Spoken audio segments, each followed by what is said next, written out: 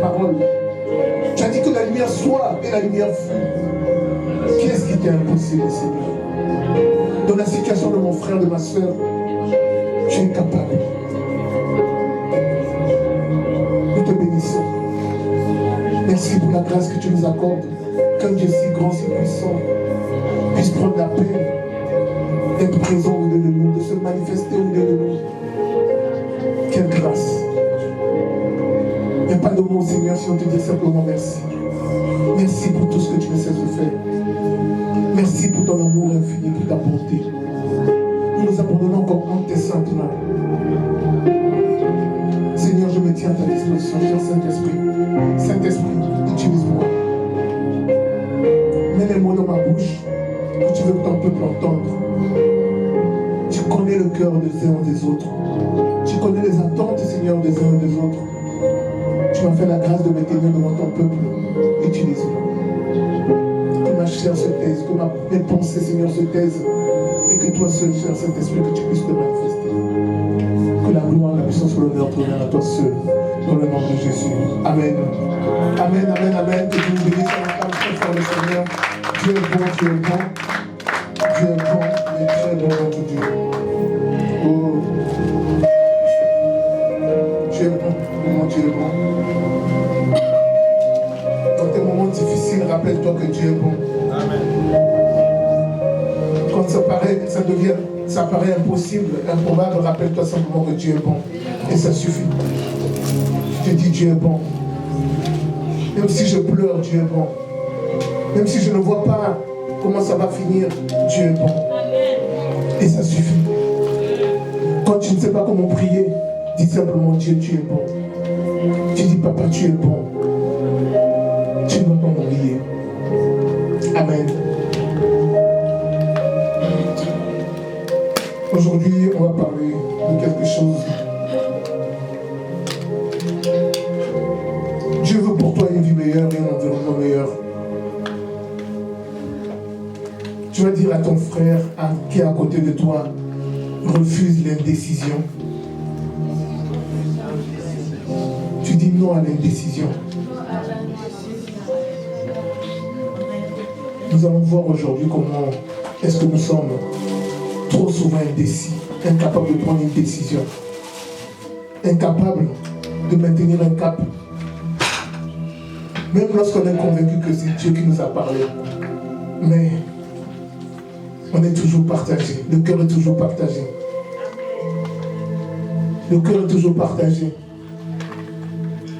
entre ce qui est à côté, à droite, à gauche, et ce qui nous attend devant. Et c'est ça qui fait qu'on ne voit pas à la croix la gloire de Dieu se manifester. Dieu n'aime pas l'indécision. Il dit, si tu n'es ni chaud ni froid, je te vomirai. Les indécis ne sont ni chauds ni froids. Et les indécis, il y en a plein dans l'église. Amen. Il faut que ça change. On va lire un texte dans le livre de Genèse, il est long. Genèse chapitre 19. De 12 à 29, on va lire toute l'histoire. Si quelqu'un peut le lire, s'il vous plaît, pour moi. Chapitre 19. 12 à 29.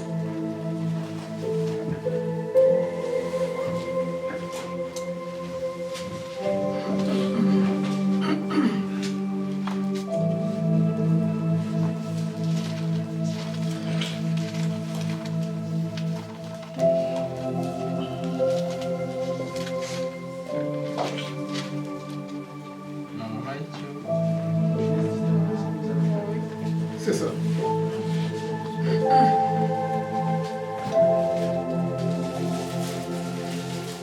Je lis la parole de notre Jésus. Amen.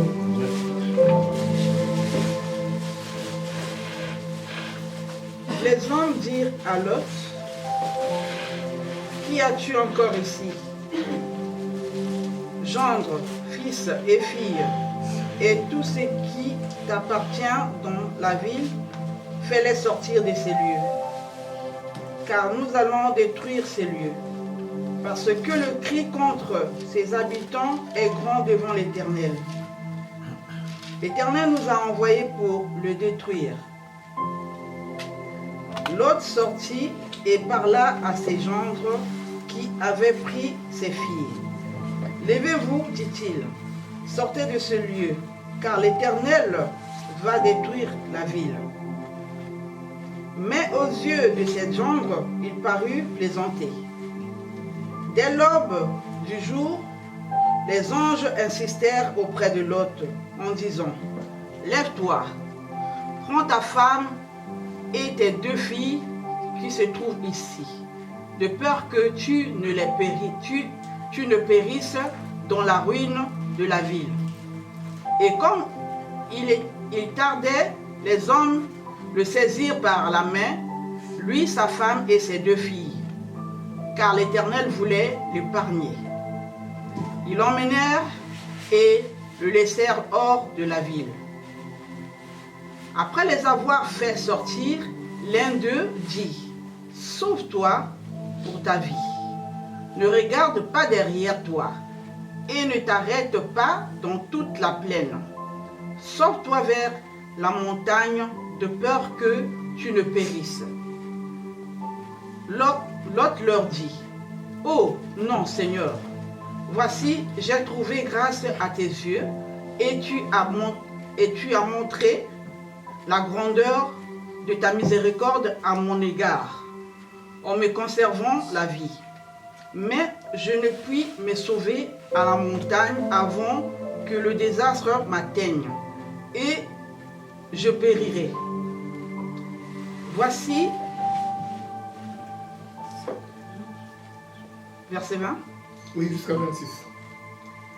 Voici, cette ville est assez proche pour que je m'y réfugie, et elle est petite.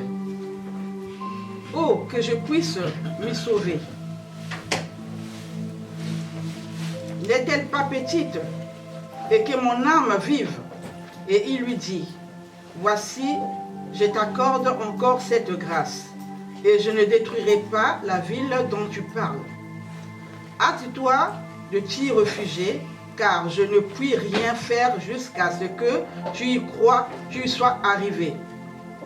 C'est pour cela que l'on a donné à cette ville le nom de Tsoar. Le soleil se levait sur la terre lorsque Lot entra dans Tsoar. Alors l'Éternel fit pleuvoir du ciel sur Sodome et sur Gomorrhe du soufre et du feu, de par l'Éternel. Il détruisit ces villes, toute la plaine et tous les habitants des villes et les plantes de la terre. La femme de Lot regarda en arrière et elle devint une statue de sel. Amen. Amen. Amen. Voilà, c'est cette histoire de la destruction de Sodome et Gomorrhe. Nous n'allons pas nous attarder là-dessus, nous allons nous intéresser à l'attitude de Lot et de sa famille. Amen. Donc on connaît l'histoire, je vais rappeler un peu. Les anges passent par Abraham pour lui. Dieu dit, comment ferais-je par les choses sans avertir mon ami, mon serviteur Abraham? Et donc il met Abraham au courant qu'il va détruire Sodome et Gomorrhe. Et Abraham intercède pour qu'il puisse sauver quelques âmes, parce qu'Abraham savait que son neveu Lot y était avec sa famille. Et finalement les anges arrivent chez Lot. Lot les accueille, les protège de la menace de la population contre eux. Et ils sont recueillis chez Lot. C'est là qu'on en vient. Ils annoncent donc à Lot qu'ils vont détruire cette ville. Amen. Dans le verset 12, la Bible dit, les hommes dirent à Lot, qui as-tu encore ici? Gendre, filles et filles, tout ce qui t'appartient dans la ville, fais-les sortir de ce lieu. Amen. Bien-aimés, des fois on se demande, on n'est pas motivé dans notre relation avec Dieu parce qu'on ne regarde qu'à soi-même. On ne trouve pas de raison de s'impliquer plus que cela parce qu'on pense que nous seuls nous sommes concernés. Mais quand on lit la parole de Dieu, la Bible dit, je te bénirai toi et toute ta famille. Amen. Dès lors qu'on prend conscience que la bénédiction de notre famille passe par nous, bien-aimés, l'investissement change. Parce que ce n'est plus seulement une histoire de moi-même, mais c'est une histoire de plusieurs personnes autour de moi, derrière moi, qui sont concernés au travers de moi. Amen. Dieu choisit une personne et cette personne-là peut être la malédiction, la bénédiction pour toute sa famille. Selon son engagement avec le Seigneur. Les anges disent à l'autre ici, ils disent, prends tout ce qu'il y a, tout ce qui t'appartient. Toutes les personnes qui sont de ta famille, tu es autorisé à les faire sortir. Amen. Si tu as des filles, tu as des gendres, tu as des oncles, tous ceux qui sont de ta famille, tu es autorisé à les sortir. Ils ont la grâce au travers de toi. Amen. Je veux dire à quelqu'un ce matin, beaucoup de gens de ta famille ont la grâce derrière toi. Ils sont couverts par toi. Le fait que tu t'investisses dans l'œuvre de Dieu, le fait que tu marches dans les voies du Seigneur, ce n'est pas seulement pour toi. La bénédiction n'est pas seulement pour toi. Elle est pour toi et toute ta famille. Il dit, saisis-les, fais-les sortir de ce lieu. Il lui donne la responsabilité de faire sortir les siens de ce lieu qui va être détruit. Amen. C'est toi qui as la responsabilité de sortir ta famille des ténèbres. C'est toi qui as la responsabilité d'emmener ta famille vers le salut. C'est toi qui es la porte pour ta famille. Si tu la fermes pas seulement pour toi, mais tu la fermes également pour tous ceux qui sont derrière toi. Je veux ce matin que ta vision change dans ta relation avec le Seigneur, que tu comprennes que cette affaire-là, ce n'est pas seulement entre toi et lui, mais derrière toi, beaucoup dépendent de cela. Amen. Dans l'expérience, on voit que lorsque quelqu'un s'investit dans toute sa famille commence à être bénie. Les affaires qui ne marchaient pas chez les uns les autres, ils ne sont pas tous, peut-être tous sauvés, mais ils commencent à être bénis. La bénédiction commence à se répandre partout. Il y a des problèmes qu'on veut résoudre par la chair, qu'on veut résoudre par nos propres moyens, mais en réalité, ton investissement simplement, ton engagement simplement avec le Seigneur va résoudre ce problème-là. Il y a des problèmes que tu ne pourras pas résoudre par toi-même. Mais simplement en criant à Dieu, parce que c'est ta famille. Dieu va t'exaucer. Amen.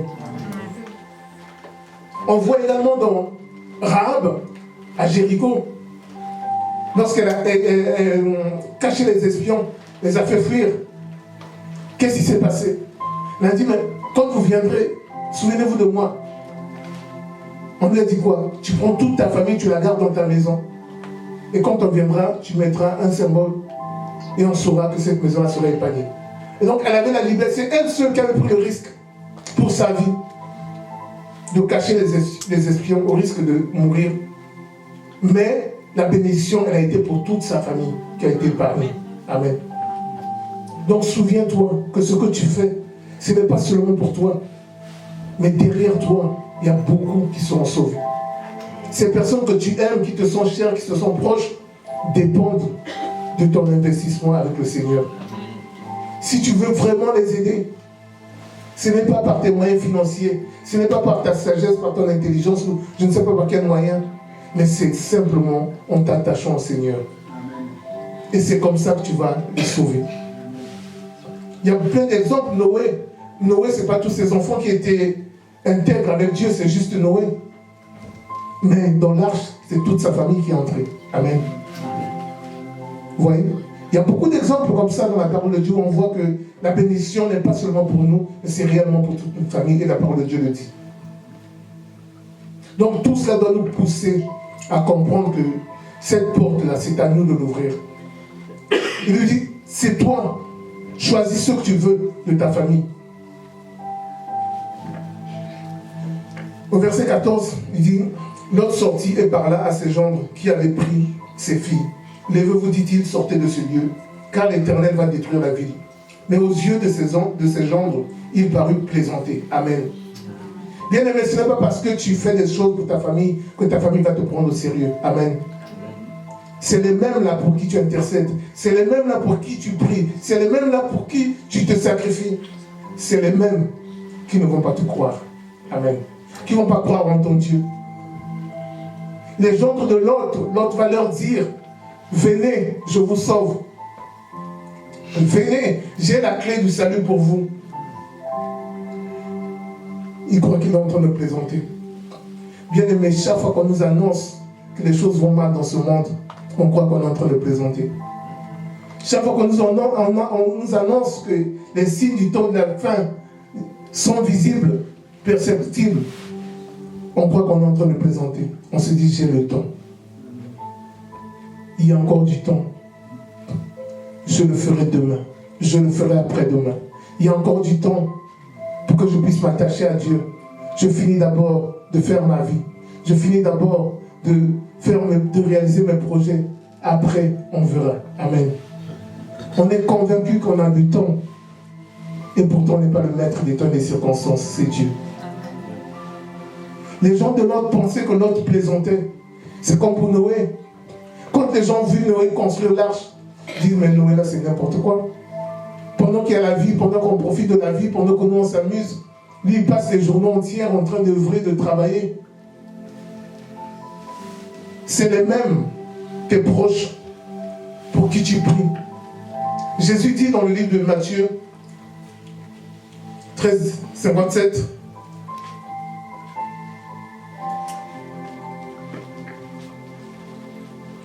un prophète n'est méprisé que dans sa patrie, dans sa maison. Amen. Un prophète n'est méprisé que dans sa patrie, dans sa maison. Amen. Ton pasteur, tu vas le voir comme un petit pasteur. Amen. Dans sa patrie, dans sa maison. Mais à l'extérieur, il est considéré. Il est respecté. Amen. Les tiens vont te voir comme un aventurier, comme quelqu'un qui n'a rien à faire que de parler de Jésus ou de dire je vais à l'église. Ils ne se rendent pas compte que tu es une source de bénédiction pour eux. Il ne faut pas se fier à tout cela. Il est très difficile pour ceux qui nous connaissent de près de reconnaître notre grandeur. Amen. Ne t'attends pas à ce qu'autour de toi reconnaisse ta grandeur. Amen. Tu seras déçu. Jésus lui-même, ses frères, au milieu de lui, on n'a pas reconnu sa grandeur. À comme de votre raison, toi et moi. Ne t'attends pas. Si tu attends de commencer parce que dans ta famille on t'aura reconnu, tu ne commenceras jamais. Amen. Parce que le premier obstacle c'est là. Cette barrière. Et pourtant, Dieu la porte pour eux tous. C'est pourquoi David qui avait été oint, au milieu de ses frères, de toute sa famille, il savait que cet enfant-là, notre frère-là, il a reçu une onction particulière. Il est appelé à devenir roi dans ce pays. Mais lorsqu'il arrive sur le champ de bataille, ces mêmes frères, tais-toi toi. Hein? Tu aimes toujours t'occuper des affaires qui ne te regardent pas. Tu aimes toujours, on connaît ta curiosité, on connaît tes... Amen. Hein? Tu veux toujours t'occuper des affaires des grands. Mais David a été très sage. Il dit, pardon. Moi, vous voyez, moi, il n'y a pas de problème. Moi, j'ai un problème. Amen. Bien-aimé, occupe-toi de ta relation avec Dieu. Amen. Laisse-les parler. Laisse-les critiquer. Laisse-les faire ce qu'ils veulent faire. Toi, regarde à Dieu. David dit, je ne suis pas venu ici pour vous. J'étais venu pour vous, j'ai donné le repas que votre papa a envoyé. Amen. Maintenant, moi j'ai un autre maître. Amen. J'ai quelqu'un d'autre qui a profité de la situation, qui a réorganisé la chose pour que je sois ici. J'ai quelqu'un d'autre qui a une autre mission pour moi ici. Je vais m'occuper de cette affaire-là. Amen. C'est pourquoi, bien-aimé, occupe-toi de ce que Dieu te met à cœur de faire. Vous savez, si on regarde, si on cherche la faveur, si on cherche l'approbation de tout le monde, on ne fera jamais rien. Amen. Jamais. Tu n'avanceras pas. Et dans l'œuvre de Dieu, c'est pareil. Si on cherche l'approbation de toute l'Église, on n'avancera pas. Amen. On n'avancera pas. C'est impossible. C'est impossible. Il y aura des déçus, il y aura des mécontents. Il y a des gens qui ne cherchent rien du tout. Il y en a qui ont des objectifs, mais il y a d'autres qui ne cherchent rien du tout. Donc si on cherche l'approbation de tout le monde, on n'avancera pas. Impossible. Impossible. pourquoi il faut faire attention. Il faut faire attention. David a dit non, non, non, non. C'est bon, j'ai donné votre repas, j'ai accompli ma mission, c'est terminé avec vous. J'ai quelqu'un d'autre qui m'attend. J'ai un autre rendez-vous dans ce lieu. Il est allé demander l'information ailleurs. Et il a fait ce que l'Esprit lui demandait de faire. Amen. Bien-aimé, fais ce que l'Esprit te demande de faire. N'attends pas qu'on t'acclame, n'attends pas qu'on te donne la faveur, n'attends pas qu'on te donne l'approbation. Fais ce que l'Esprit te dit de faire. Parce que lorsque l'Esprit te parle, tu es seul avec lui. Personne ne sait ce qu'il t'a dit. C'est toi qui sais. Fais ce que l'Esprit te dit de faire. Ça peut paraître vraiment insensé, ça peut paraître improbable, mais c'est l'Esprit qui t'a dit de le faire, fais-le. Amen. Moi, le jour où l'Esprit m'a dit, va en Suisse, va, tu n'as pas d'argent, va en Suisse, tu vas pour ta voiture, va sur place. J'ai payé un billet, je suis parti. Je suis parti. L'Esprit m'a dit, va, je suis parti. Je ne savais pas ce qui m'attendait. Et j'ai été très surpris de ce que Dieu est capable de faire. Donc si tu attends l'approbation de tout le monde, tu ne feras absolument rien. Tu n'avanceras pas dans ta vie. Dans tes projets, tu n'avanceras pas. Les gens vont te dire, ah, ce chemin, mais ça te mènera nulle part. Si c'est l'Esprit qui t'a dit, vas-y. Je veux encourager quelqu'un aujourd'hui. L'Esprit de Dieu t'a parlé, Dieu t'a parlé. Il t'a dit, fais telle chose, fais ceci, fais cela. Mais quand tu regardes autour de toi, tu te dis, non, je ne peux pas faire ça. Ça va faire du mal à celui-là, ça va me faire du mal à celui-là. Celui-là ne sera pas d'accord, celui-là va me prendre. Bien-aimé, quand tu es convaincu que c'est l'Esprit de Dieu qui t'a parlé, fais-le. Vaut mieux obéir à Dieu qu'obéir aux hommes. Les hommes nous trahiront toujours. Tout le bien qu'on peut faire aux hommes, les hommes nous trahiront. C'est la nature de l'homme, il est comme ça. La Bible dit que le cœur de l'homme est mauvais par-dessus tout. Hein? D'origine, notre cœur est mauvais. C'est pourquoi justement les autres viennent pour nous sanctifier, un peu pour essayer de l'améliorer. Mais à l'origine, notre cœur est mauvais. Tu as beau être comment, ton cœur est mauvais. Amen. C'est difficile à admettre, ton cœur est mauvais. C'est pas moi qui le dis, c'est la parole. Hein? Sans l'Esprit de Dieu. C'est pourquoi il faut se fier à la parole de Dieu plutôt qu'aux hommes. Amen. Donc nous voyons ici comment est-ce que,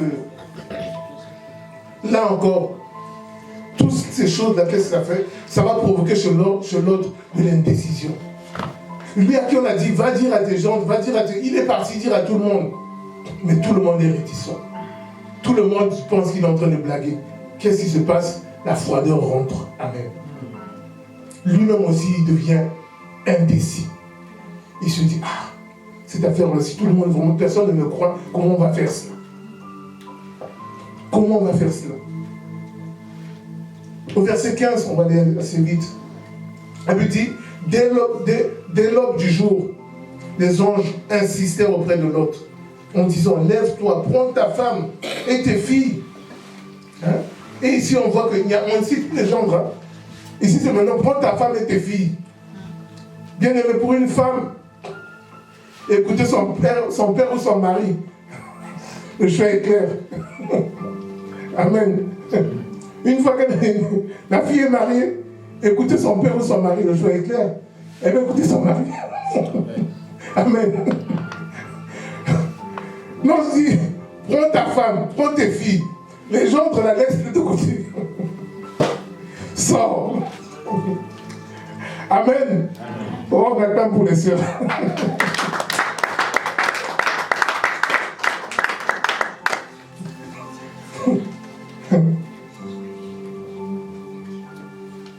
C'est là où on voit que Dieu est bon. On dit dès l'aube du jour. C'est-à-dire que les anges ont patienté encore. Toute la nuit, ils attendaient la décision de l'autre. Bien aimé, Dieu est bon. Il est patient avec nous. Dans une situation d'urgence où il doit faire une opération, mais il donne encore le temps à l'autre. Il a attendu toute la nuit, ils ont attendu, jusqu'à ce que le jour se lève. Ils disent, mais l'autre, qu'est-ce que tu fais? On t'a dit de prendre ta famille de part, qu'est-ce que tu attends? Depuis que le Seigneur t'a dit de faire cette chose-là, qu'est-ce que tu attends? Amen. Depuis qu'il t'a dit, vas-y, qu'est-ce que tu attends? On veut toujours des garanties, on veut de l'assurance. Il n'y aura pas de garantie. Il n'y a que la parole qui est la garantie. Amen. Amen. La parole de Dieu, déjà, c'est la garantie. Plus que toutes les garanties que tu peux avoir, plus que toutes les assurances que tu peux avoir. Il t'a donné sa parole, vas-y. Qu'est-ce que tu veux d'autre? Fais-le. Fais-le. Si ça ne marche pas, tu repars vers lui. Tu dis, mais attends, l'affaire que tu m'as dite là, mais ça ne marche pas. Tu m'avais dit d'aller faire ce, je suis allé, mais ça n'a pas marché. Tu m'avais dit d'investir dans ceci, j'ai investi, ça n'a pas marché. Amen. Mais au moins, fais-le. Donc on voit comment est-ce que Dieu est bon, Dieu est patient avec nous. Il a patienté avec l'autre. Et dès le lever du jour, les gens insistèrent encore. Ils insistent encore. Bien aimé, pour ton propre salut, Dieu doit insister. Pour ton propre bien, Dieu doit insister. Pourquoi? Il faut que Dieu insiste pour ton propre bien. C'est son salut, on va détruire la vie. On dit, sors, on te donne l'opportunité de sauver, d'être sauvé. Mais pour ton propre bien, il faut que Dieu insiste. Venir à l'église, c'est pour ton bien, mais il faut que Dieu insiste. Amen. Méditer la parole de Dieu, c'est pour ton bien, mais il faut que Dieu insiste. Amen. Prier, c'est pour ton bien, mais il faut que Dieu insiste. Il faut qu'on te rappelle toujours, mais prie. Mais lis la parole de Dieu. Mais viens à l'église. Et pourtant, c'est pour ton bien. Et c'est là où on voit vraiment que Dieu est bon pour nous. Dieu nous aime. La Bible dit qu'ils ont insisté encore. Et comme il tardait, les hommes le saisirent par la main, lui, sa femme et ses 2 filles, car l'Éternel voulait l'épargner. Amen. Tout ce que Dieu fait pour nous, c'est pour notre bien. Il veut t'épargner des conséquences négatives. Il veut t'épargner d'un drame. Vous savez, des fois, Dieu peut te dire, prends ce chemin. Ah, tu entends bien l'esprit te dire, prends ce chemin. Mais tu as tellement envie, tu étais tellement décidé à aller tout droit. Que tu te dis que ça ne sert à rien. Et tu vas là-bas, pouf, accident. Il y a des choses, Dieu ne va pas chercher à nous convaincre. Hein? Il va simplement nous parler. Tu entends dans ton esprit vraiment quelque chose, une conviction. Non, il ne faut pas que je suive ce chemin-là. Non, aujourd'hui, il ne faut pas que je sorte. Ah, je me rappelle, il y a bien des années, quand j'étais encore. Des fois, le Seigneur me dit, aujourd'hui, tu ne sors pas. Reste là. Ah, c'est quoi cette affaire-là encore? Moi, j'ai des choses à faire. Ça chauffe dans la journée, là, tu avais tellement de programmes, tellement de choses à faire, et puis finalement tu sors, tu prends ta voiture, pauvre accident. Combien d'accidents ne peux pas faire à cause de ces choses? Et c'est là que tu commences à regretter. Ah, c'est vrai, le Seigneur m'avait dit de ne pas sortir, mais cette affaire-là, c'est tellement importante que voilà, je suis parti. Et... Vous voyez? C'est-à-dire Dieu veut nous épargner. Il veut nous épargner des conséquences négatives. Il veut nous protéger. C'est pas pour nous faire du mal. C'est pas pour nous priver. Mais c'est pour notre bien. Il sait ce qui va se passer. Il sait ce qui t'attend. Combien de personnes à qui le Seigneur a dit ce mariage n'est pas pour toi? Mais tu te dis, est-ce que je trouverai encore un mari? Celui-là veut bien de moi. Si je lâche là, mais qui me garantit que demain je trouverai encore? Amen. Finalement, par peur, tu y vas. Et ça devient un cauchemar. Stérilité. Tu n'arrives pas à enfanter. Drame. De toutes sortes. Vous savez, il y a quelques années, une sœur est venue me voir et dit, ah, pasteur, j'ai un homme qui veut de moi, tout ça. Je lui ai dit, tu sais, le Seigneur t'a demandé quelque chose. Il t'a dit de quitter l'assemblée où tu étais et tu n'as pas encore quitté. Quand il te donne une instruction, au même endroit où tu te trouves là, il dit on va te donner la bénédiction. Je dis non, je n'y crois pas. En tout cas, tel que je connais Dieu, il faut que tu te trouves à l'endroit où il veut, et là, à cet endroit-là, il va te donner, il va te révéler des choses. Mais si tu es encore dans l'endroit où il te demande de quitter, et que tu restes là, et qu'il te donne, je lui dis en tout cas, moi, je n'y crois pas. Hein? Je lui dis, je n'y crois pas. Si tu avais quitté, et que tu te retrouvais ailleurs, et là-bas, tu dis que Dieu m'a appelé, je dis oui, là, je comprendrai. Mais là, Dieu tel que je le connais, tel que je le sers là, je n'y crois pas. Vous savez, Dieu des fois, il attend que tu arrives à un endroit donné, hein, là où il t'attendait, et c'est là où tu vas trouver ta révélation, ton enveloppe, ta bénédiction. Amen. Mais quand tu te dis de quitter quelque part et que tu restes là, tu ne peux pas trouver. Je l'ai dit en tout cas personnellement, je n'y crois pas. Je ne crois pas que ça vienne du Seigneur. Oh oui, tout à l'heure, je dis, en tout cas moi j'étais donné à la vie, je n'y crois pas. Elle a fait tout ce qu'il fallait, finalement elle s'est mariée, tout ça là, toujours pas d'enfant. Les années passent, pas d'enfant.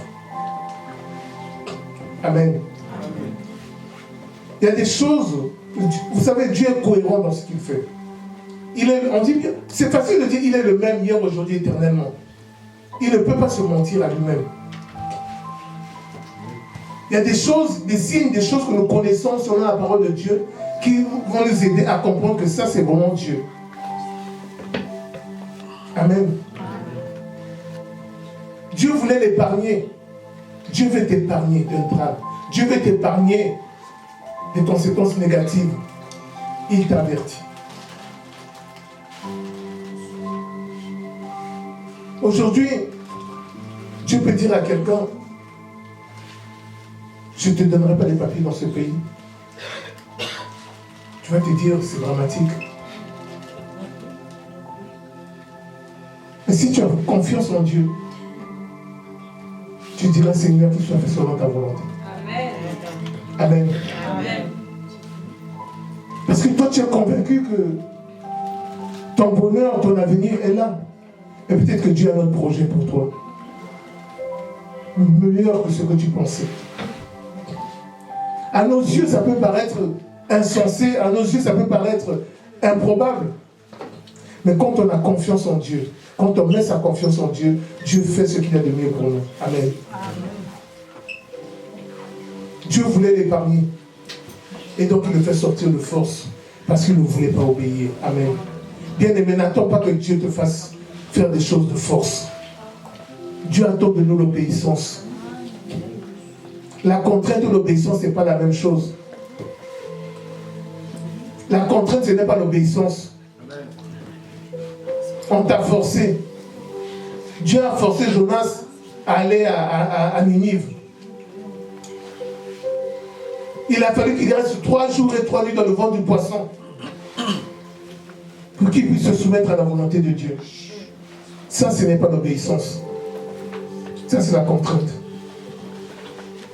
Combien de personnes, combien de fois, Dieu ne nous a pas contraints, mis sous la contrainte pour que nous puissions faire quelque chose. Toi, peut-être pas, mais moi, je l'ai connu plusieurs fois. Où tu endurcis ton cœur, où tu refuses. Combien de serviteurs de Dieu n'ont pas témoigné, qui s'étaient appelés au ministère, mais ils avaient d'autres projets pour eux-mêmes. Amen. Ils ne voulaient pas. Jusqu'à ce que Dieu ferme toutes les portes devant eux et ne laisse que la porte du ministère ouverte. Amen. Amen. Et là, il n'y a plus de choix. Tu rentres. Amen. Tous tes projets sont dans l'eau. N'attends pas la contrainte. Obéis à la parole de Dieu. C'est pour ton bien. Je veux vraiment dire à quelqu'un ce matin, Dieu veut te faire du bien. Dieu veut te faire du bien. Comment mon esprit me dit, Dieu veut te faire du bien à quelqu'un ce matin. Mais il faut écouter. Écoute ce que Dieu te dit. N'attends pas qu'il puisse te contraindre, mais obéis.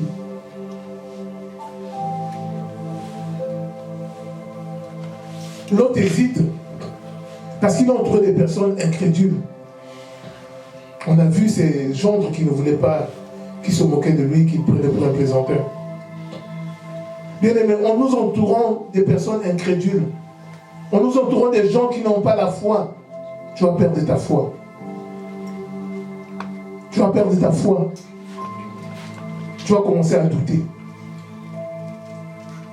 C'est pourquoi c'est important d'être au milieu des gens qui ont la foi. De partager et d'écouter des gens qui ont la foi. La Bible dit que la foi vient de ce que l'on entend. Ce que l'on entend vient de la parole de Dieu. Plus tu entends des gens qui ont la foi, plus tu entends des gens qui prêchent des messages positifs, bien aimé, toi-même tu vas devenir positif. Tu vas commencer toi-même à avoir des pensées. Tu vas commencer à booster ta foi. Tu vas te dire c'est possible, ça a été possible. C'est à cela que servent les témoignages. Quand on témoigne, c'est pour aider les autres à booster leur foi. Se dire que, s'il l'a fait, c'est possible pour moi aussi. Et on commence à croire. Mais si on est entouré des gens négatifs, bien aimé, tu vas regresser. Fais attention à ton entourage. Fais attention aux gens que tu écoutes. De quelle manière ils parlent. Est-ce qu'ils ont toujours des positions négatives? Est-ce qu'ils voient toujours les choses en mal? Ils ne croient en rien. Sauf quand le Premier ministre français parle, sauf quand Macron parle, c'est tout. Pour le reste, ils ne croient pas. Amen. Détourne-toi de ces gens. David s'est détourné de ses frères. Il a dit, vous là, pardon. On n'est pas sur la même longueur d'onde. Vous là, pardon. On n'est pas dans le même univers. Vous là, pardon. Restez là où vous êtes. Moi, je vais ailleurs. Va-t'en. Amen. Sépare-toi d'eux. Que ce soit ton frère, ta soeur, ta famille, sépare-toi d'eux. Éloigne-toi. Protège ta foi. L'autre a commencé à douter. Il est devenu indécis à cause de cela. Il hésite.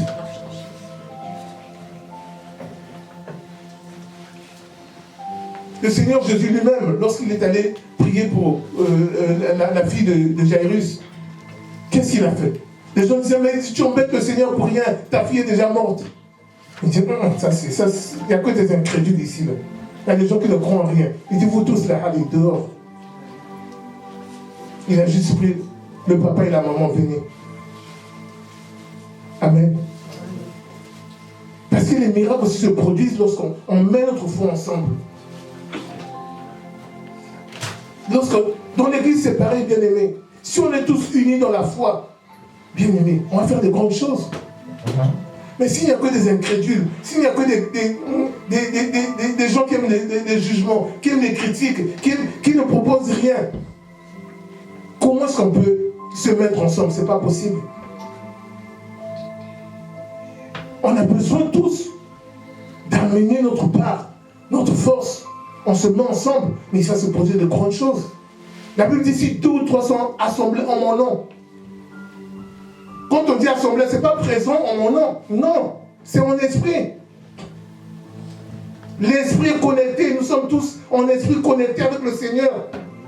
Pas présent, connecté. Connecté. Lorsqu'on est tous connectés avec le Seigneur en esprit, 2 suffisent pour faire de grandes choses. Il est là et tout devient possible. Dès que le Seigneur est présent, tout devient possible.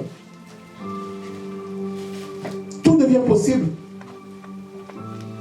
Laisse-moi te dire un secret. Lorsqu'on prie ici, lorsqu'on loue ici, on adore, la présence de Dieu, la gloire de Dieu là. Bien aimé, pose ton problème. Jette-toi dans l'eau. Amen. Ne reste pas là, jette-toi dans l'eau. Dis Seigneur, écoute, ma situation est claire. Ce problème-là m'embête depuis longtemps. Règle-le. Il est là. Qu'est-ce que tu attends?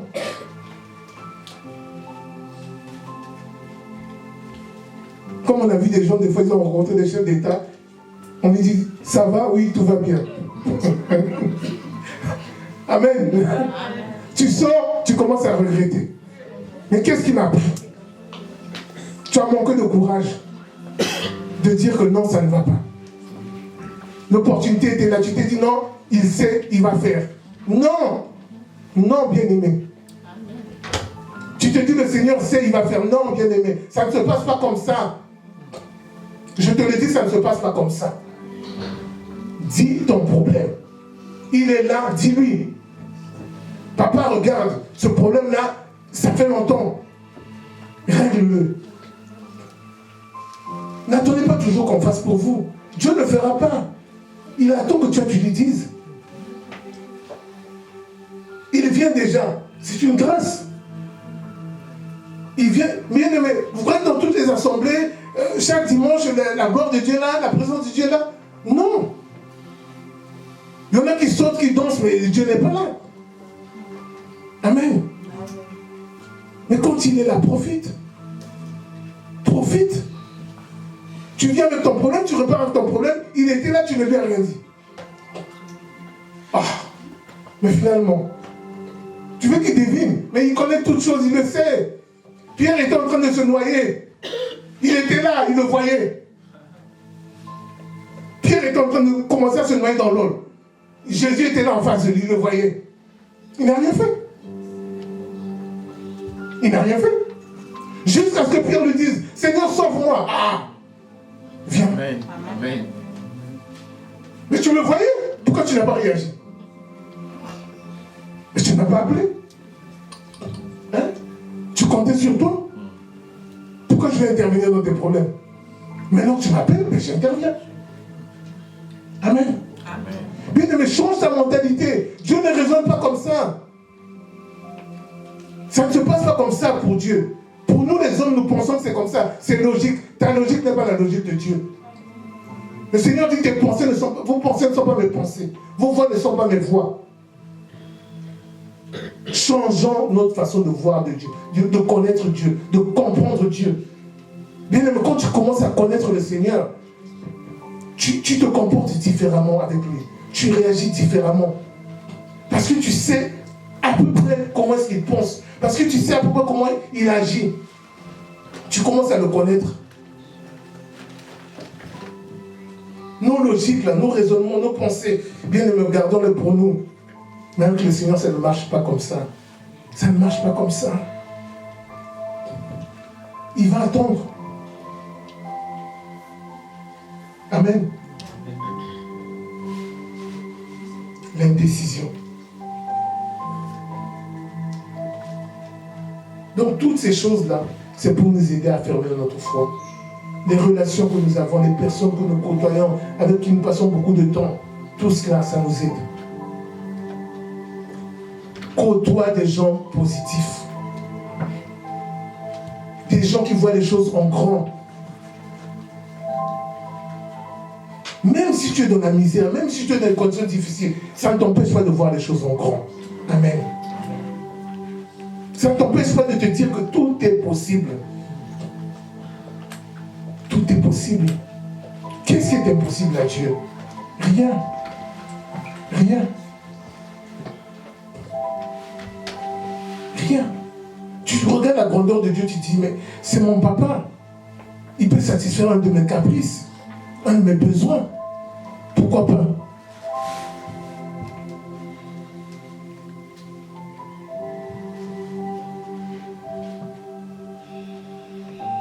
L'autre tarde parce qu'il n'a pas pris sa décision.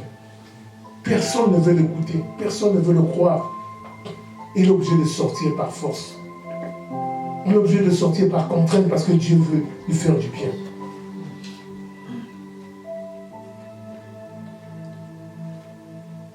Au verset 19, on dit, voici, j'ai trouvé grâce à tes yeux et tu as montré la grandeur de ta miséricorde à mon égard en me conservant la vie. Mais je le prie me sauver à la montagne avant que le désastre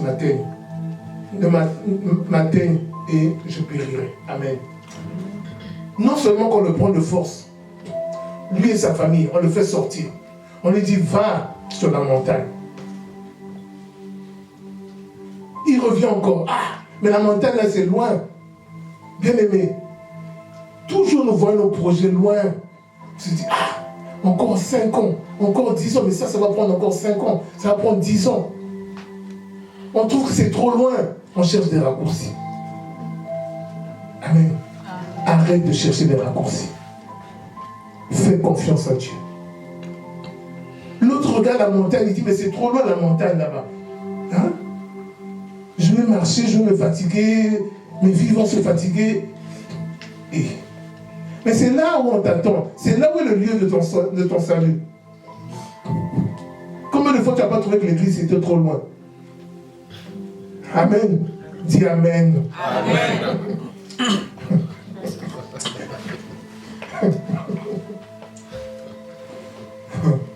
Oh, bien-aimé. Vous savez, on allait prier à 2h, 1h30 pratiquement. Comme il y a des bouchons tous les jours, donc ça faisait pratiquement 2 heures en voiture parce que c'était des bouchons. Sans bouchon, c'est pas long, peut-être 45 minutes, mais à cause des bouchons, pratiquement 2 heures. Mercredi, le culte c'était quoi? Mardi, vendredi. Mardi, vendredi, dimanche, tous les mardis.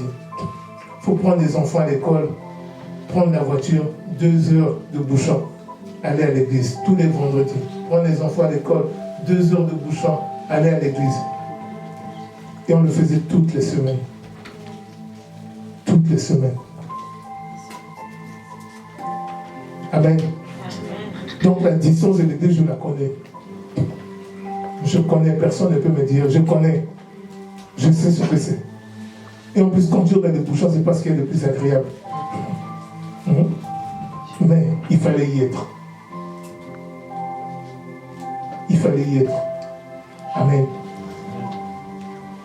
L'autre dit la montagne, c'est trop loin. Mais il y a une petite ville ici à côté. Envoie-moi. Toujours en train de négocier avec Dieu. Nous voulons toujours négocier avec Dieu. Négocier toujours des choses faciles. La facilité toujours. La précipitation. Avoir les choses en urgence. Et pourtant le plan que Dieu a pour toi est bien plus merveilleux. Amen. Que tout ce que toi tu as planifié, que tout ce que toi tu as programmé, c'est plus merveilleux. Fais-lui confiance. L'autre a négocié pour qu'on l'envoie dans la ville qui était d'à côté. Mais cette ville était destinée aussi à être détruite. Amen. Ça veut dire que les mêmes problèmes qu'il quittait là-bas, à Sodome, c'est le même problème qui existait dans cette ville. À quoi ça servait? À rien du tout. Mais les anges en avaient marre, ils étaient fatigués. C'est ce qu'on appelle la volonté permissive de Dieu. Dieu va te permettre, mais ce n'est pas ce qu'il veut pour toi. C'est pour que tu le fatigues. Mais il t'aime. Mais tu les fatigues, tu l'épuises. Il dit, mais cet enfant-là, bon, écoute, c'est comme un parent, hein? Un enfant, il te fatigue. Il ne veut pas écouter. Moi, tu dis, bon, écoute, vas-y, fais. Hein? C'est moi pour te débarrasser d'un pouvoir, vas-y, fais. C'est ce qu'il fait, c'est ça la volonté permissive de Dieu permet. Il dit, bon, écoute, vas-y, hein? Tu veux, bon, va. Parce que je t'explique, tu ne veux pas comprendre. Amen. Le choix qu'il fait là, c'est une ville qui est appelée à être détruite. Mais parce qu'il ne veut pas faire d'efforts, parce qu'il ne veut pas prendre du temps, parce qu'il ne veut pas être patient. Nous voulons toujours des choses tout de suite. Je veux le mariage tout de suite. Je veux le travail tout de suite. Je veux ceci, cela tout de suite. Non, bien-aimé. Non. Attends ce que Dieu a prévu pour toi. Même si les autres ont, même si les autres font, attends ce que Dieu a prévu pour toi. Le temps de Dieu. Le temps de Dieu viendra. Si c'est une promesse de la part du Seigneur, il dit quoi? Attends-la, elle s'accomplira certainement. Sois patient. Dieu t'a fait des promesses, sois patient. Tu peux lui rappeler tous les jours. Seigneur, souviens-toi de ce que tu m'as dit. Seigneur, souviens-toi de ta parole. Seigneur, souviens-toi de ce que tu m'as promis. Il n'y a pas de mal à cela.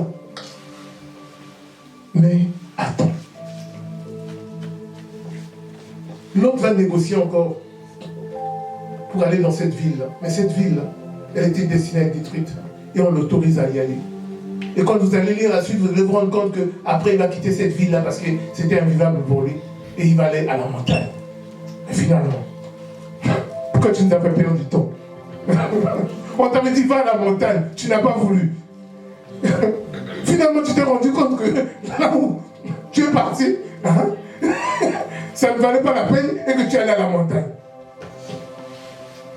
Amen. On t'avait dit patiente. Tu n'as pas voulu. Tu es allé, tu es revenu. Tu veux encore patienter. Non, bien aimé. Changeons notre attitude. Changeons notre attitude. Arrêtons de discuter avec Dieu, arrêtons de négocier, mais faisons-lui confiance. Il veut le meilleur pour nous. Le choix de Dieu pour nous, pour toi et pour moi, pour ta destinée, est meilleur que ton choix. Toi, tu penses qu'il y a des choses qui sont bonnes pour toi. Toi, tu penses que cette situation est bonne pour toi, mais ce que Dieu a choisi pour toi, c'est meilleur. Amen. Dans tous les domaines, que ce soit dans le choix de ton mari, de ta femme, je te dis, ah, celui-là, non, vraiment, ça, c'est pas mon profil, tout ça là, c'est le choix de Dieu pour toi. Amen. Dis, Seigneur, je te fais confiance. Tu ne peux pas me donner quelque chose de mauvais. La Bible dit que si ton fils, qui d'entre vous, si son enfant lui demande du pain, lui devra-t-il une pierre? Toi, tu regardes, tu dis, non, ça, c'est pas mon profil. Ça, c'est pas mon genre. Mais Dieu sait que c'est ce qui est bon pour toi. Amen. Amen. Là, ça devient compliqué.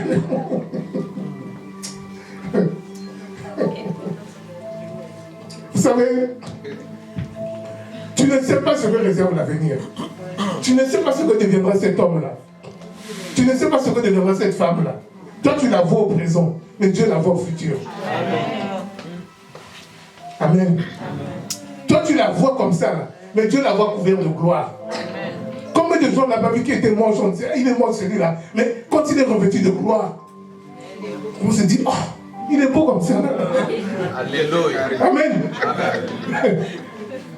Donc Dieu le voit déjà revêtu de gloire. Toi, tu le voyais encore sans gloire. Tu ne peux pas apprécier. Amen. Amen. Fais confiance au choix de Dieu.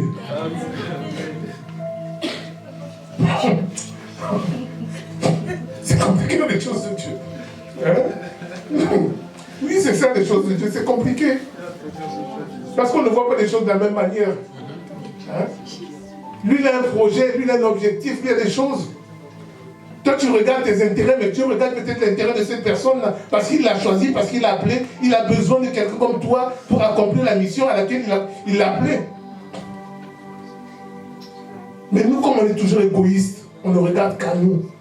On ne pense qu'à nous. C'est difficile de s'accorder, de s'aligner sur la vision de Dieu. Et pourtant, il faut faire l'effort de changer tout cela. Il faut faire l'effort. Dans le verset 26,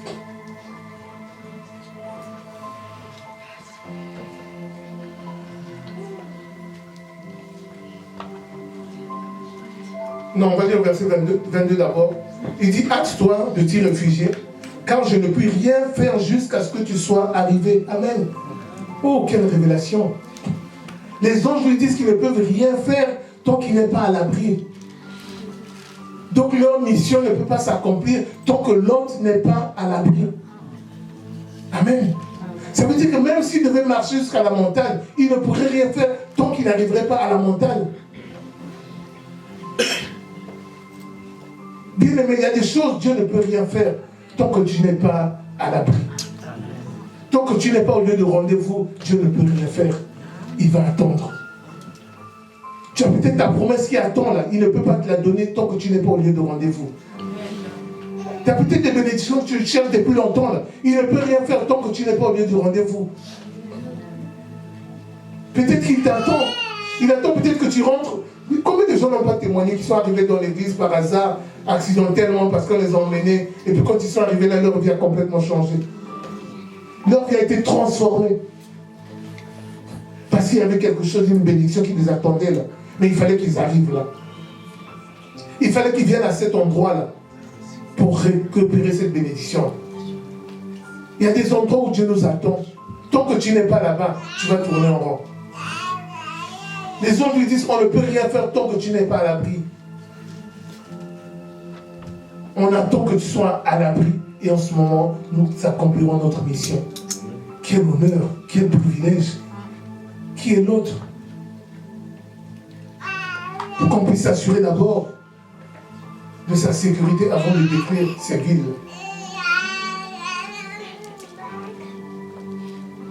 Moi, je suis sûr que c'est à cause de la relation entre Dieu et Abraham. Dieu, par la promesse qu'il a faite à Abraham, ne pouvait pas détruire le neveu de Lot, d'Abraham dans cette ville-là. Et l'intercession qu'Abraham avait faite, Dieu avait compris que c'était simplement pour son neveu qui était là-bas et sa famille. Amen. Donc vous voyez encore comment est-ce que la puissance de notre relation avec le Seigneur peut garantir la protection et la bénédiction de plusieurs dans notre famille. Nous voyons encore comment est-ce que la relation entre Abraham et Dieu a fait qu'on ne pouvait pas détruire cette ville-là tant que l'autre n'était pas à l'abri. Et l'autre ne le savait pas. Il ne comprenait rien à tout cela. Amen.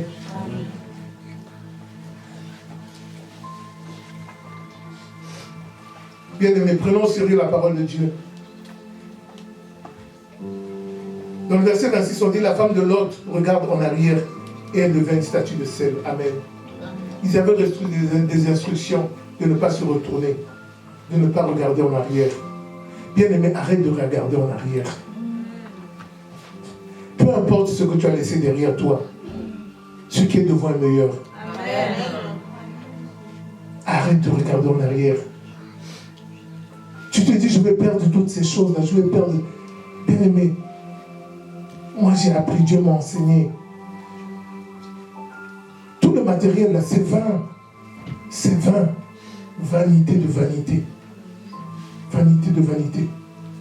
J'ai quitté une maison pleine. Tout abandonné.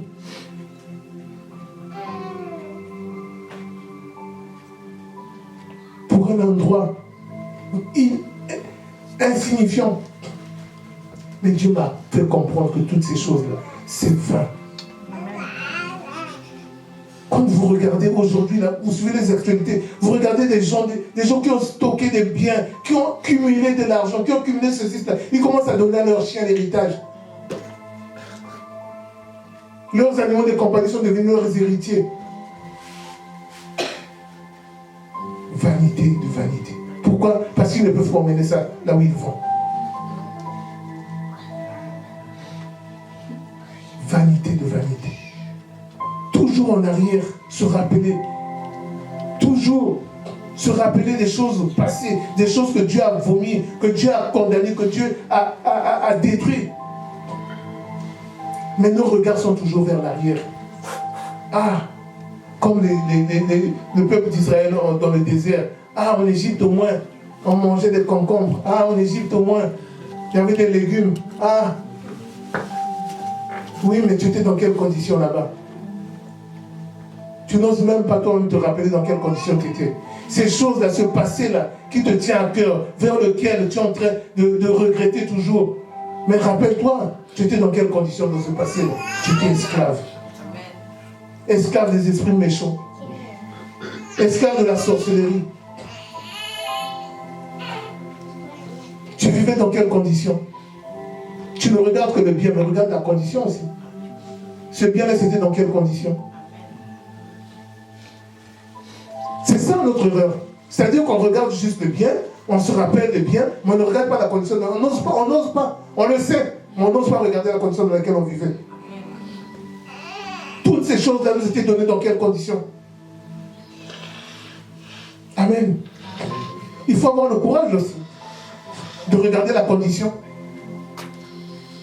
Le peuple criait, oui, en Égypte, au moins on avait des combats, vous étiez dans quelles conditions? C'est en Égypte que vous criez à Dieu. Seigneur, sors-nous de cette situation-là, sors-nous de cette condition-là. Pourquoi vous aviez crié si vous étiez si bien que ça? Que l'ennemi ne te trompe pas, mon bien-aimé. Avec le Seigneur, tu es mieux qu'avant. Beaucoup mieux. Tu n'as peut-être pas tout ce que tu avais avant, mais tu es beaucoup mieux. Tu vis mieux. Tu dors bien la nuit. Amen. C'est mieux que personne ne te trompe. C'est beaucoup mieux, c'est beaucoup mieux. Ne reste pas aveuglé dans la réalité. C'est beaucoup mieux. Avant, tu ne dormais pas. Toutes les nuits, tu étais persécuté. Les maris de nuit, les femmes de nuit, les ceci, cela. Toutes ces choses-là. Il faut aussi mettre tout ça dans la balance. Il ne faut pas seulement regarder que non, on avait des biens, on avait... Non, bien aimé. Toutes ces choses-là. Il faut tout mettre dans la balance. Tu vas te rendre compte que tu es beaucoup mieux aujourd'hui. Ta vie avec le Seigneur, c'est mieux qu'avant. La femme de l'autre regardait, elle pensait encore, ah, mais on est sorti là sans rien, sans bagage, rien, juste un petit sac à main, rien du tout. Comment on va vivre là-bas? Comment? Toujours le regard vers l'arrière. Je vais dire à quelqu'un ce matin, ne regardez plus en arrière. Les choses anciennes sont passées, voici toutes choses sont devenues nouvelles. C'est du passé, c'est passé. Dieu t'a sorti de là, c'est pour ton bien. Moi j'ai la grâce, Dieu m'a fait grâce, je ne regarde pas en arrière. C'est fini les choses de regarder en arrière. Même quand elle essaie de me faire miroiter toutes ces choses, c'est fini pour moi. Je sais que la condition est meilleure qu'avant. Je n'ai pas tout ce que j'avais avant, mais je vis mieux. Amen. J'ai quelqu'un en qui il ne me trahira jamais. Quelqu'un en qui j'ai une pleine confiance, qui ne m'abandonnera jamais. Je sais qu'avec lui, j'ai l'assurance que tout se passera bien. Le matériel, c'est rien. Le matériel, c'est rien. Tu peux manquer des choses, c'est pas grave. Tu as la vie. Amen. Combien de gens ne pleurent pas pour avoir la vie? Combien de gens qui n'ont pas beaucoup d'argent, là, qui sont là, ils cherchent la vie. Ils cherchent la santé. Toi, tu l'as gratuitement. Tu n'as fait aucun effort. Dieu te l'a garanti. Combien de gens ne pleurent pas pour avoir des enfants? Toi, tu n'as rien fait. Tu n'as pas d'argent, mais Dieu te l'a donné gratuitement. Amen. Mais ceux qui ont de l'argent, ceux qui ont le moyen n'arrivent pas. Ils n'arrivent pas. Malgré tout ce qu'ils ont. Est-ce qu'on n'est pas beaucoup mieux? Si. Amen. Moi, je suis beaucoup mieux. De ce côté, vraiment, je rends gloire à Dieu parce qu'il m'a rassuré que vraiment, je suis beaucoup mieux qu'avant. Hein? On a beau dire ceci, cela, moi, je suis beaucoup mieux. Même si je rencontre des gens qui me vont me dire, mais toi, je dis, moi, je suis beaucoup mieux. Moi, je suis beaucoup mieux. Amen. Je sais parler de beaucoup de choses. Je sais parler de beaucoup de choses. Je n'ai pas tout, mais je sais parler de beaucoup de choses. C'est déjà bien. Hein? J'ai de quoi manger, j'ai de quoi boire, j'ai de quoi faire nourrir mes enfants, ma famille. Bon, c'est bon. J'ai le Seigneur en plus. Quelle grâce. Amen. Oh là là. Quelle grâce. C'est pas donné à tout le monde. Ah là là. Ah là là. Oh, merci Jésus. Merci Jésus.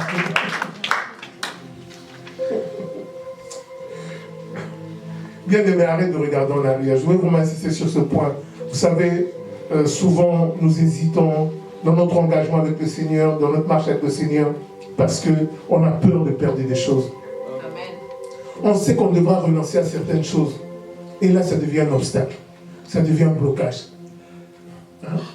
On se dit, ah, vraiment, moi j'étais habitué à tel ou tel statut, à tel ou tel standard. Ah, mais là je vais regresser, qu'est-ce que les autres vont penser? Qu'est-ce que les gens vont dire de moi? Comment les gens vont me regarder? Amen. Bien-aimé, oublie tout cela. Fais confiance à Dieu. Il ne peut pas te vouloir du mal. Même s'il te fait baisser, il va te relever. Plus haut que tu ne l'étais. Plus haut même que tu ne pensais arriver. Amen. Fais-lui confiance. Ça peut paraître difficile, mais c'est pour ton bien. Il veut ton bien, parce qu'il nous aime. Il veut ton bien parce qu'il t'aime.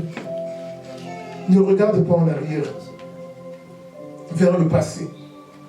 Ce que Dieu a condamné, nous continuons à y penser.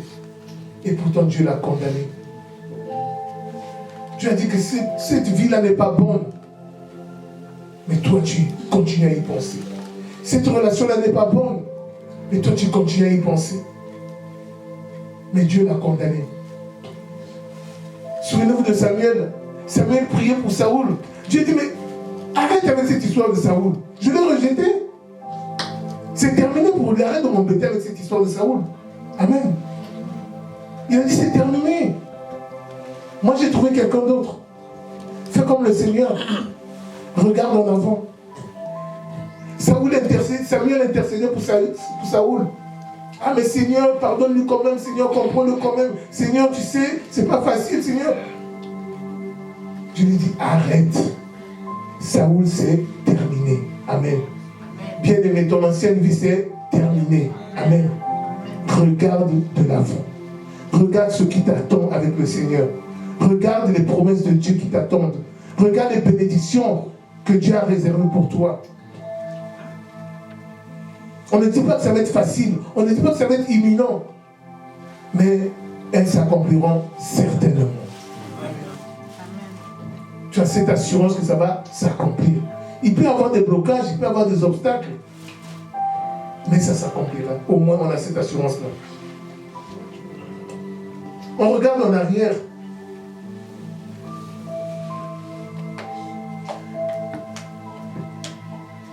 Regardons en arrière nous empêche de nous projeter dans le plan de Dieu.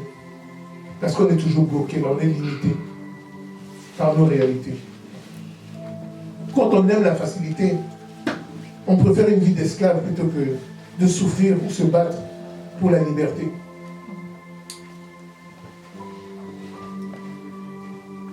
Pour entrer dans un pays où coule le lait et le miel. Romains 8, 18 pour terminer dit: j'estime que les souffrances du passé, les souffrances du temps présent ne sauraient être comparées à la gloire à venir qui sera révélée pour vous. Amen. Bien-aimé, la parole de Dieu reconnaît qu'il y a des souffrances. On reconnaît que la marche avec le Seigneur, ce n'est pas facile. Mais, malgré ces souffrances-là, il dit que malgré ces souffrances-là, même ces souffrances-là ne sont pas comparables à la gloire à venir. On ne peut même pas comparer ça. Tout ce que tu peux en dire aujourd'hui, à cause du Seigneur, ce n'est même pas comparable à ce qui t'attend. Tu vas tout oublier. Tellement il va te couvrir de joie, de bonheur. Amen. C'est pourquoi aujourd'hui, il faut que tu dises, l'indécision pour moi, c'est fini. Je vais prendre ma décision. La décision de faire confiance à mon Dieu. La décision de m'appuyer sur la parole de Dieu. La décision de croire, de m'accrocher aux promesses que le Seigneur a faites pour ma vie. Je vais lui faire confiance. Amen.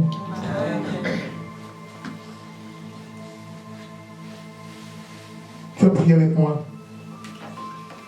Seigneur Jésus, je te dis merci. J'ai écouté ta parole.